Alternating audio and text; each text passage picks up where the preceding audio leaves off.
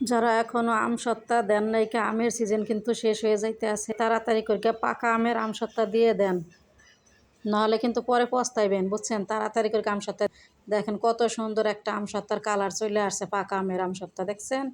তাই আমি কিছুটা আম নিয়ে নিলাম, একবার পাকা পাকা সুন্দর নরম দেখা।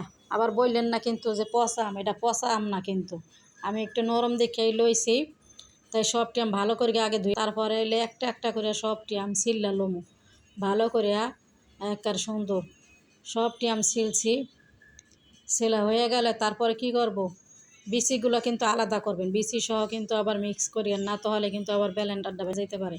এই যে সবটি আম আমি একবার বিচিটা খুলে রয়েছি, তারপর একটা জগের ভিতরে দিয়ে দিলাম। এটা কিন্তু পানি খাওয়ার জগ না, ব্লেন্ডার। এই দেন সবটি একবারে ফেটে লইছি, কত সুন্দর জুসের মতন হয়ে গেছে দেখছেন। তারপর দিয়ে দিলাম একটা কোরের ভিতরে ডাইল্লা, ডাইল্লা দিয়ে ছড়াই দিলাম। এখন দিয়ে দেবো কিছু মশলা, তার দিয়ে দিলাম স্বাদের জন্য একটু লবণ দিয়ে দিলাম, তারপরে দিয়ে দিব একটু ঝালের জন্য মরিচের গুঁড়া, তারপরে দিয়ে দিব একটু বিট লবণ, কারণ মরিচের গুঁড়োটা দিছে ঝাল মিষ্টি টক টক একটু ভালোই লাগে, এর জন্য মরিচের গুঁড়া দিয়ে দিলাম। আমি কোনো কালারিং দিব না, কোনো একবার সুন্দর কালার চলে আসবে, এমনি পাকা আমের কালারটা খুবই ভালো লাগে, তাই কোনো কালারের জন্য ফুড কালার দেই নাই কিন্তু।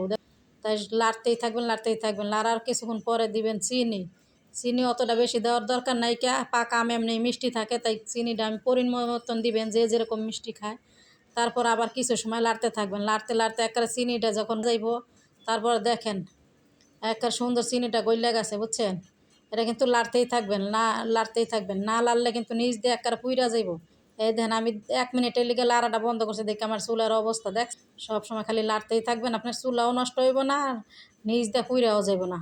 এই যে লাড়া শেষ, এখন ঘন হয়ে গেছে দেখছেন, চুলাটা দিবেন বন্ধ করে গিয়া।